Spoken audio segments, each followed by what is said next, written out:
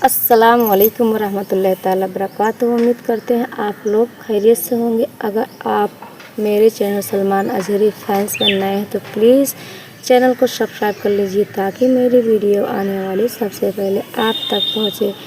मुफ्ती सलमान अजहरी साहब को अल्लाह सलामत रखे।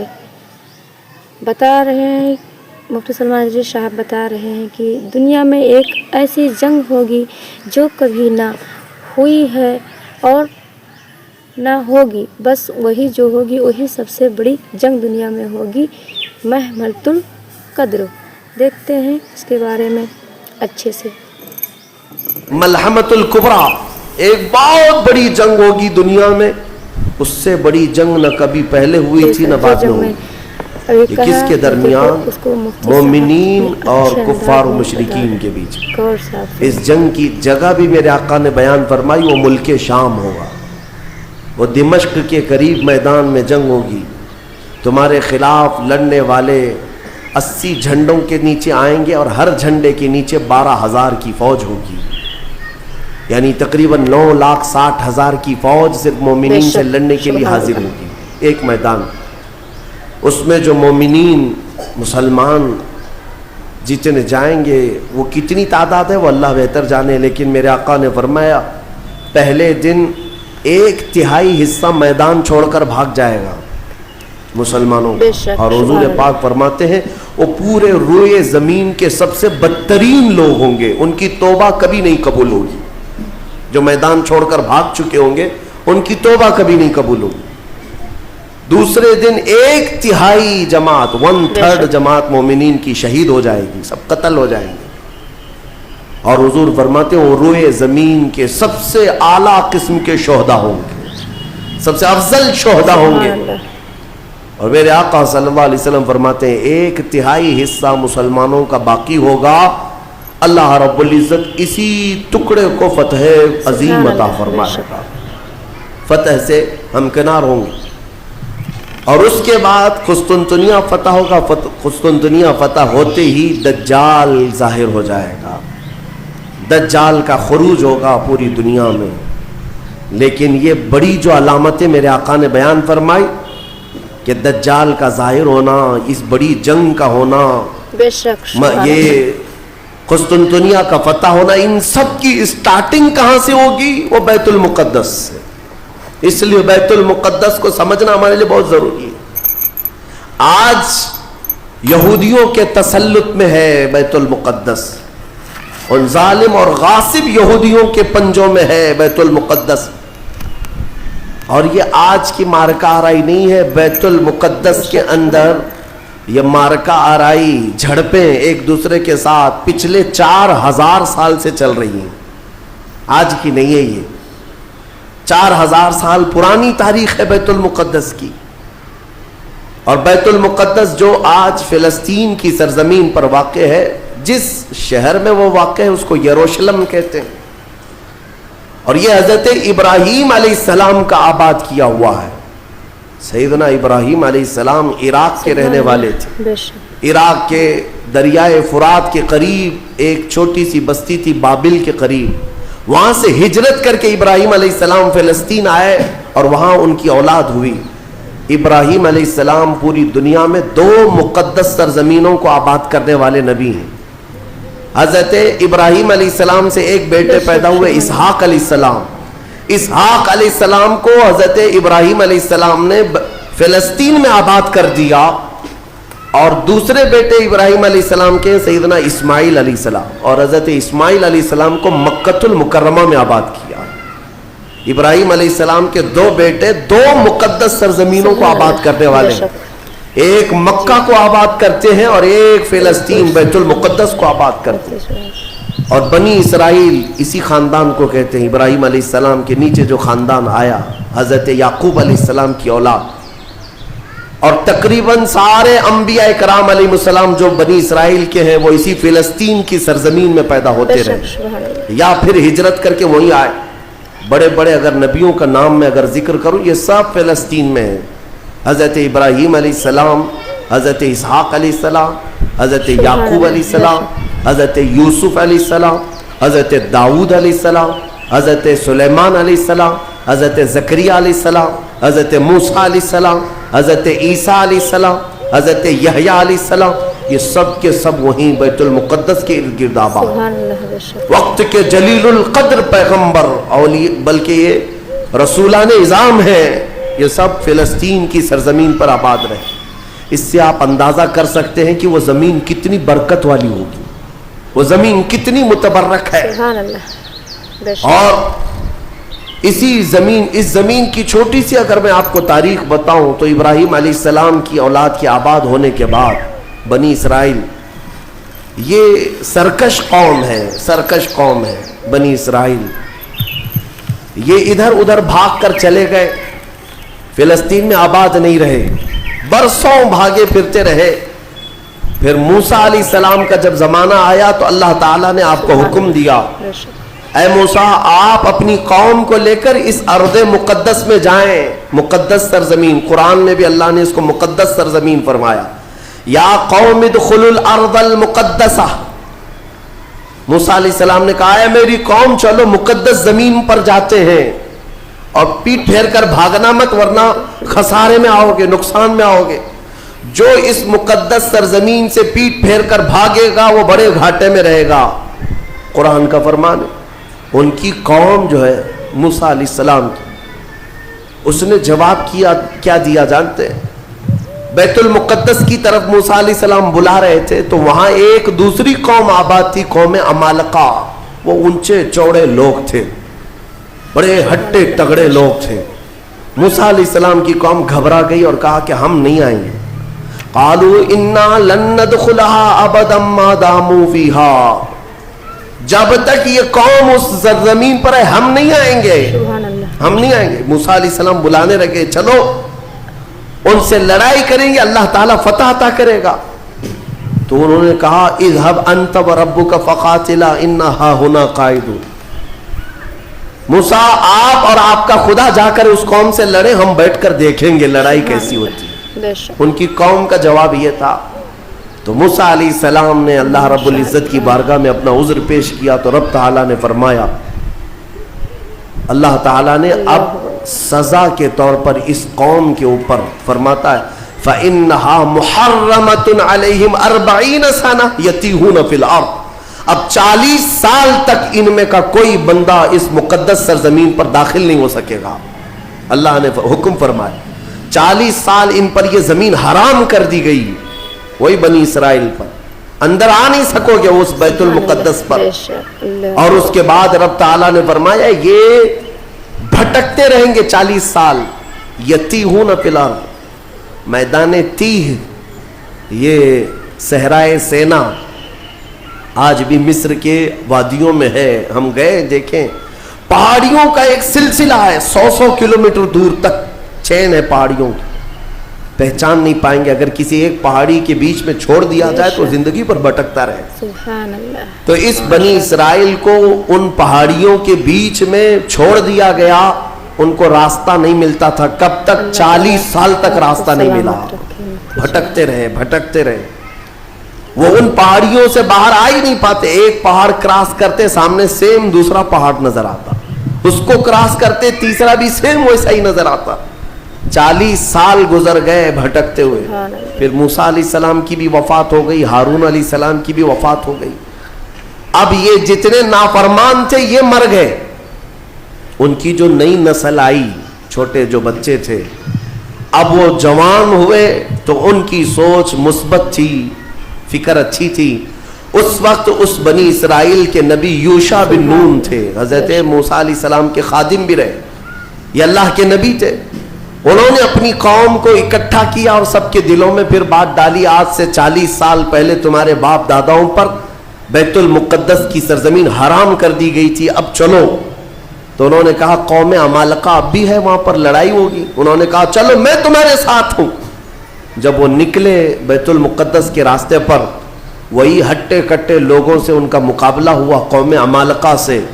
صرف دوپہر سے عصر کے درمیان وہ پوری قوم شکست کھا کر بھاگ گئی اور اللہ نے بیت المقدس بنی اسرائیل کو عطا فرمایا۔ اللہ کے حکم پر اگر چل کر کے دیکھا ہوتا، یہیں بیٹھ کر کہہ رہے وہ بڑے تگڑے لوگ ہیں، اونچے لوگ ہیں، یہ بنی اسرائیل کی عادت ہے. پھر اللہ رب العزت نے انہیں وہاں پر قرار دیا بیت المقدس. یہ یہودی کہلائے. یہودی ایمان والے یہودی تھے جو بیت المقدس میں آباد تھے, برسوں تک رہے. اس کے بعد پھر حضرت عیسیٰ علیہ السلام کا ظہور ہوا, آپ کی ولادت ہوئی. عیسیٰ علیہ السلام کے ساتھ ان یہودیوں نے بڑی بدتمیزیاں کی ہیں, ان کے قتل کا بھی منصوبہ بنایا, ان کی ماں پر الزام لگائے. یہودی بڑی بدماش قوم, اور انہوں نے تقریباً 10,000 نبیوں کو قتل کیا ہے. اللہ کے نبیوں کو قتل کرتے تھے. اب اللہ رب العزت نے قرآن میں جن کے بارے میں فرمایا غضب اللہ علیہم, اللہ کا ان پر غضب ہے, اللہ کا ان پر غضب ہے. آج بھی غضب ہے, غضب ہے. تھوڑے دن ان کے ازدہار کے آتے ہیں, ترقی کے آتے ہیں, تو دنیا کو ایسا لگتا ہے پوری دنیا کے بادشاہ یہی ہیں. پھر رب تبارک و تعالیٰ انہیں اوندھے منہ پھر گراتا ہے. ذلت ان کا ساتھ قیامت تک نہیں چھوڑے گی, قیامت تک نہیں. انہوں نے انبیاء کا قتل کیا اور بیت المقدس میں آباد رہے. تو پھر ایک بادشاہ ایسا آیا عراق کا, بخت نصر نام تھا. وہ آ کر کے بیت المقدس پر ایسا حملہ کیا, ایسا حملہ کیا کہ اس نے ہزاروں یہودیوں کو قتل کیا اور بیت المقدس کی عمارتیں توڑ پھوڑ کر رکھ دی. جو حضرت سلیمان علیہ السلام کے زمانے میں عمارت بنی تھی بیت المقدس کی. ہاں یہ بھی میں بتا دوں اس کی تاریخ کیا ہے. حضرت سلیمان علیہ السلام بادشاہ تھے, اللہ تعالیٰ نے حکم دیا کہ تم تعمیر کرو. تو بیت المقدس جب تعمیر کرنے لگے تو کس کی مدد سے؟ جنات کی مدد سے آپ تعمیر کر رہے تھے. سارے جنات کو کام پر لگا دیا تھا, اور سارے جن صبح شام دوپہر کام پر لگے تھے اور مسجد بنا رہے تھے بیت المقدس. اور اتفاق ایسا کہ حضرت سلیمان علیہ السلام سے وہ خوب خوف کھایا کرتے تھے. جب تک آپ کھڑے رہتے کام کرتے, اگر سلیمان علیہ السلام چلے جاتے تو سب بھاگ جاتے تھے, کام چھوڑ کر بھاگ جاتے تھے. تو سلیمان علیہ السلام اپنا عصا لے کر کے کھڑے رہے اور کام کرانے لگے. اب اتفاق ایسا ہوا کہ سلیمان علیہ السلام دن میں بھی نہیں جا رہے, رات میں بھی نہیں جا رہے, کھڑے ہی کھڑے ہیں, اور دن رات ان کا کام چالو ہے. لیکن ہوا یہ تھا کہ سلیمان علیہ السلام کی وفات ہو چکی تھی. کھڑے کھڑے آپ کا انتقال ہوا ہے حضرت سلیمان علیہ السلام کا, اور اپنے عصا کے سہارے کھڑے رہ گئے. انتقال کے بعد بھی یہ صرف اور صرف نبوت کی شان ہے, یہ صرف نبیوں کی شان ہے. قرآن میں ہے, اللہ تعالیٰ نے فرمایا فلما تبینت الجن, جنات کو کب معلوم ہوا پتا ہے؟ دیمک نے حضرت سلیمان علیہ السلام کی لکڑی کو کھا لیا. یہ جو عصا تھا دیمک کھا گئی. دیمک کھانے کی وجہ سے لکڑی ٹوٹی. تو لکڑی ٹوٹنے کے بعد حضرت سلیمان علیہ السلام زمین پر آ گرے. تب جنات کو پتا چلا ان کا تو کب کے انتقال ہو چکا ہے, اور اس وقت تک بیت المقدس کی تعمیر ہو چکی تھی. ہاں, جس کو روایات میں ہیکل سلیمانی بھی کہا گیا ہے. بیت المقدس, ہیکل سلیمانی, یہ الگ الگ ووادت جو معاملات ہیں, میں اس کو پھر کبھی عرض کرتا ہوں. یہ تعمیر مکمل ہوئی اور وہی یہودیوں کے لیے مقدس جگہ, اور بخت نصر نے جس کو توڑا وہی ہیکل سلیمانی تھا. اور اس کے نیچے بہت ساری ان کی مقدس کتابیں جس سے جادو کرتے تھے وہ سب دفن کر دی گئیں. سلیمان علیہ السلام کی کرسی وہ بھی دفن کر دی گئی.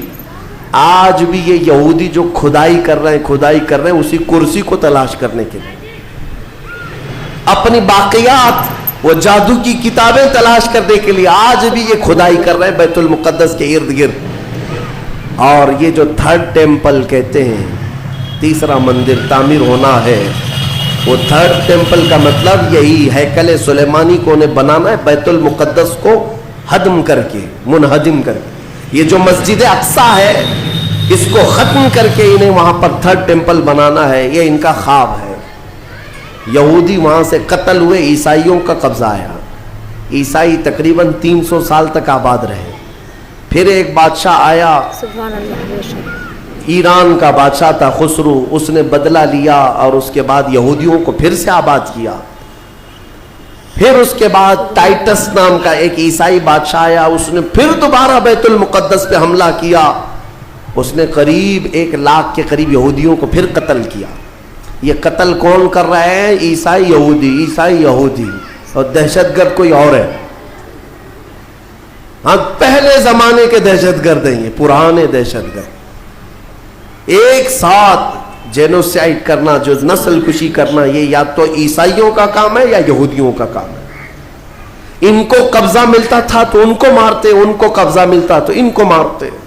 ٹائٹس نے پورا تباہ کر دیا. پھر بیت المقدس میں اس نے غلاظت ڈال دی، کچرے ڈال دیے. بہت کچھ برباد کرنے کے بعد یہودی وہاں سے نکل گئے. پھر میرے عزیزوں وہ عیسائیوں کا تسلط ویسا ہی برقرار رہا. کب تک؟ جب تک سیدنا عمر ابن خطاب کا زمانہ آ گیا.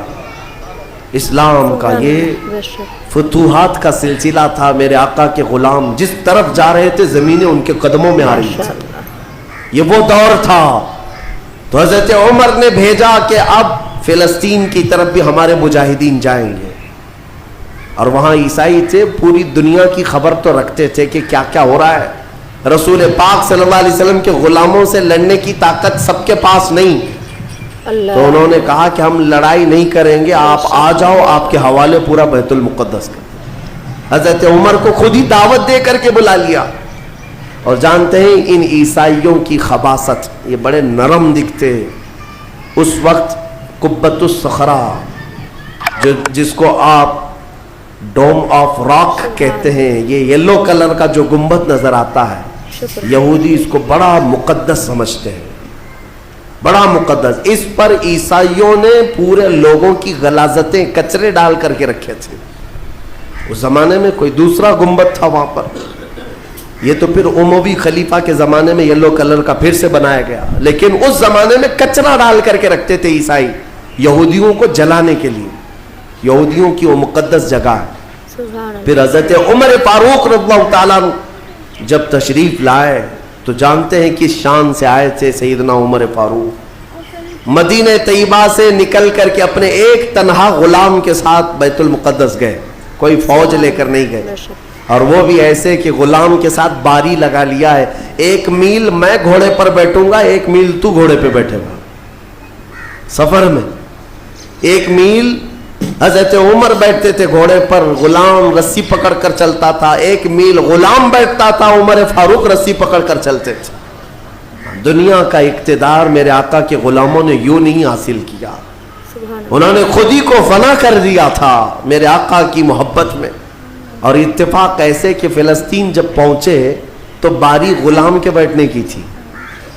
حضرت عمر رسی پکڑ کر کے بیت المقدس میں آ رہے ہیں تو لوگ جو نئے لوگ تھے، عیسائی تھے، وہ سب جھپٹ پڑے امیر المومنین مسلمانوں کے، جن سے کیسر و کسریٰ بھی کانپتے ہیں. گھوڑے پر تشریف لا رہے ہیں تو سب ان کے استقبال کے لیے تھے. جو غلام تھا حضرت ابو عبیدہ بن جراح جو صحابی تھے، انہوں نے چیخ کر کے کہا لوگوں گھوڑے پر بیٹھا ہوا امیر المومنین نہیں، رسی پکڑا ہوا امیر المومنین. اس شان سے وہ آئے اور اپنے ہاتھوں سے اس گنبد کے اوپر موجود پوری غلاظت کو حضرت عمر نے صاف کیا تھا. بیت المقدس کے ارد گرد جتنا کچرا تھا اپنے ہاتھوں سے صاف کیا. اور پھر وہاں پر اذان کی آواز گونجی. سیدنا عمر فاروق رضی اللہ تعالیٰ عنہ نے ظہر کی نماز وہاں پڑھائی اور عام خطبہ دیا سارے لوگوں کو جمع کر کے. کہا اب گھبرانے کی ضرورت نہیں، اس ارض مقدس میں اسلام آ چکا ہے. جو عیسائی، جو یہودی خوشی سے رہنا چاہے اس پر کوئی زور زبردستی نہیں. وہ اس ارض مقدس میں اقلیتوں کے اعتبار سے رہ سکتا ہے. اسے امن و امان دیا جائے گا، کسی کی عبادت گاہ نہیں توڑی جائے گی. میرے عزیزو، یہ اسلام کا احسان ہے. آج بھی جا کر کے دیکھیں فلسطین میں حضرت عمر کی سلطنت ہو، یعنی خلافت آنے کے باوجود بھی سب سے پرانا جو چرچ ہے عیسائیوں کا وہ آج بھی فلسطین میں باقی ہے، بیت المقدس کے قریب. حضرت عمر نے منع کیا کہ ان کی عبادت گاہ کو ہاتھ نہیں لگایا جائے گا، توڑا نہیں جائے گا. سب کو امان دیا گیا ہے، سبحان اللہ، سب کو امان دیا گیا ہے. اگر ایسی ہی ہمارا تسلط ہر جگہ ہو اور ہم मंदिरों को तोड़ने वाले होते तो 700 सालों में पता नहीं क्या क्या साफ कर चुके होते। इस्लाम इसकी तालीम दिया नहीं, तुम्हें आजादी दी है कि जो तुम्हारे मातहत हैं उन्हें अपनी इबादत करने दे दिया जाए। जिम्मियों को जो अपने दीन में कायम रहना चाहते हैं उन्हें छोड़ दिया जाएगा, उन्हें मारा नहीं जाएगा। हजरत उमर फारूक रज़ियल्लाहु तआला अन्हु के ज़माने से लेकर बैतुल मुक़द्दस मुकम्मल इस्लाम के दायरे में रहा। ये तकरीबन 200 साल तक चला, तकरीबन 200 साल तक। फिर खुलफा जो आए, फातिमी खुलफा, अब्बासी खुलफा, सल्जूकी खुलफा, जो खलीफे थे आपस में ही लड़ मर रहे थे दौलत के लिए, पैसे के लिए, इलाके के लिए। इनकी आपसी लड़ाइयों की वजह से दोबारा कमजोरी आई मुसलमानों के दरमियान और फिर से सलीबी ताकतें ईसाइयों का फिर से गलबा हो गया। फिर से बैतुल मुक़द्दस को उन्होंने हड़प लिया। फिर 100 साल तक बैतुल मुक़द्दस पर उनका राज चलता रहा, 100 साल तक। फिर उन्होंने यहूदियों को मारा और बैतुल मुक़द्दस में जितने मुसलमान थे सबको ईसाइयों ने कत्ल किया था। मुसलमानों के खून को फ़लस्तीन में ऐसा बहाया गया था कि लोग चलते थे तो हर एक का पैर खून से भीग जाता था, सड़कों पर खून बहता था इंसानों का। ईसाइयों ने यह कत्ल आम किया था। 200 साल हज़रत उमर फारूक रज़ियल्लाहु तआला अन्हु के फतह के बाद, फिर 100 साल जुल्म जबर इस्तिबदाद के बाद, फिर वो वक्त आया कि जब मौला ताला ने सलाहुद्दीन अय्यूबी को पैदा फरमाया। और सलाहुद्दीन जैसा जर्नेल हमने तारीख में देखा नहीं। वो आशिक रसूल था, फना फिर रसूल था, जिंदगी सब वक्फ कर दिया था बैतुल मुक़द्दस के नाम पर। तकरीबन 18 साल तक जंगलों, बेयाबानों, वीरानों में भटकते रहे अपनी फौज को लेकर। कितनों से मुकाबला किया, अपनों से भी गैरों से भी, क्योंकि जमात के गद्दार मुनाफिकीन से आपका बड़ा मुकाबला हुआ है। सबसे ज्यादा तकलीफें हज़रत सलाहुद्दीन अय्यूबी को ये वो टुकड़े टुकड़े जो बादशाह हुआ करते थे और खलीफे बने हुए थे उनसे था, क्योंकि वो अय्याश थे, अपने हरम को दुनिया से आबाद किए हुए थे। सलाहुद्दीन को कत्ल करने के मंसूबे तक बने, 4 बार जानी हमले हुए, फिर भी अल्लाह जिसे बचाना चाहे। सलाहुद्दीन का वो दिन भी आ गया जब 12,000 की फौज लेकर 4 लाख सलीबियों से तन्हा लड़ रहा था। कोई मुकाबला हो सकता है? सोचो जरा तारीख में। यह मैं अपनी लिखी हुई बात नहीं कर रहा हूं, एक अंग्रेज तारीख दान है, उसने खुद किताब में लिखा है कि तारीख का एक अजूबा हमने देखा है कि 4 लाख सलीबी ईसाई एक जगह थे, पूरा रोम, यूरोप सब उमड़ाया है, और मुकाबिल में सिर्फ और सिर्फ एक सिपह सालार सलाहुद्दीन 12,000 का फौज लेकर आया। 12,000। वजह यह है मेरे अजीजों, 4 लाख वो लाए होंगे खाने पीने वाले, लूटने खसोटने वाले, लेकिन सलाहुद्दीन के साथ जो 12,000 थे वो जान का हदिया गुंबद खजरा में पेश करने वाले थे। उन आशिकों की जमात थी और अल्लाह ताला ने सलाहुद्दीन अय्यूबी को फतह अता फरमाई। फिर से परचम इस्लाम लहराया। मेरे अजीजों, ये तारीख थी 6ठी सदी हिजरी की, अब ये 15वीं सदी आ गई है। 6ठी सदी हिजरी से लेकर बैतुल मुक़द्दस अजानों से गूंजता रहा, नमाजों से आबाद रहा, मोमिनीन का वहां पर जम्मे गफीर रहा, लाखों की तादाद में लोगों का आना जाना चलता रहा, बल्कि बड़े बड़े जय्यद उलमा सालिहीन वहां पर आबाद हुए। इमाम गजाली रहमतुल्लाह ताला अलैह करके कितने लोगों को अल्लाह ने विलाया है कि बैतुल मुक़द्दस 800 साल के करीब हो गए सलाहुद्दीन अय्यूबी को वापस लाए हुए। लेकिन पिछले 100 साल से पूरी दुनिया के यहूदियों के अंदर एक ये फिक्र पैदा हुई कि हमारी एक रियासत होनी चाहिए, हमारा एक मुल्क होना चाहिए। ये मारे मारे पूरी दुनिया में फिर रहे थे। हिटलर ने इनको मारा तो अमेरिका में चले।